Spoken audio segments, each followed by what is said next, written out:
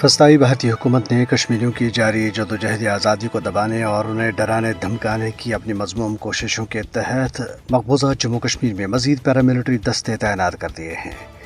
مودی حکومت نے جموں خطے کے راجوری اور پونچھ اضلاع میں paramilitary central reserve police force یا CRPF کی 2 اضافی بٹالینز تعینات کر دی ہیں۔ چند ماہ قبل بھارت نے ان اضلاع میں CRPF کی 18 اضافی کمپنیاں تعینات کی تھیں۔ یہ فورسز اہلکار مقبوضہ علاقے کے اطراف اکناف میں تعینات لاکھوں بھارتی فورسز اہلکاروں کے علاوہ ہیں۔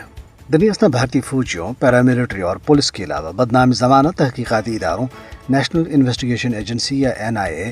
اور اسٹیٹ انویسٹیگیشن ایجنسی یا SIA کے اہلکاروں نے سری نگر، بارہمولہ، بانڈی پورہ، اسلام آباد، پلوامہ، کولگام، شوپیاں، کشتواڑ، راجوری، کٹھوا، ریاسی اور پونچھ اضلاع میں محاصرے اور تلاشی کی کارروائیوں اور گھروں پر چھاپوں کا سلسلہ جاری رکھا۔ کئی علاقوں کے مکینوں نے ذرائع ابلاغ کو بتایا ہے کہ قابض فورسز اہلکاروں نے ان کی زندگی اجیرن بنا دی ہے، کیونکہ وہ بار بار گھروں میں گھس کر مکینوں کو ہراساں کرتے ہیں اور گھریلو اشیاء لوٹ لیتے ہیں۔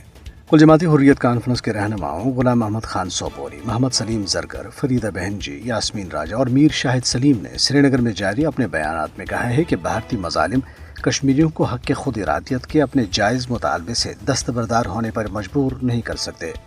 انہوں نے کہا ہے کہ کشمیری تنازع کشمیر کے اپنی امنگوں اور اقوام متحدہ کی متعلقہ قراردادوں کے مطابق حل تک اپنی جدوجہد جاری رکھیں گے۔ مقبوضہ علاقے میں انڈین نیشنل کانگریس کے ورکنگ صدر رمن بھلا نے جموں میں ایک تقریب سے خطاب کرتے ہوئے کہا ہے کہ مودی کے زیر قیادت فسطائی بھارتیہ جنتا پارٹی کشمیریوں کی شناخت اور حیثیت ختم اور حقوق غصب کر رہی ہے۔ سری نگر میں آج عید میلاد النبی صلی اللہ علیہ وسلم کے سلسلے میں ایک ریلی نکالی گئی۔ ریلی کی قیادت کل جماعتی حریت کانفرنس کے رہنما امتیاز ریشی نے کی اور اس میں بڑی تعداد میں لوگوں اور مدارس کے طلباء نے شرکت کی۔